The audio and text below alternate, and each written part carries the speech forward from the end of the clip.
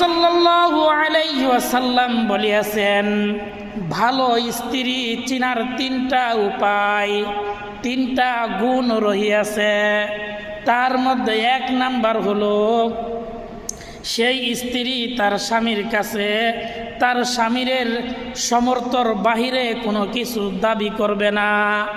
দুই নাম্বার হলো সেই নারী তার স্বামীকে ভালো কাজের আদেশ করবে, ভালো কাজের উৎসাহিত করবে, নামাজ পড়তে বলবে, ভালো ভালো সৎকর্মগুলো করতে বলবে।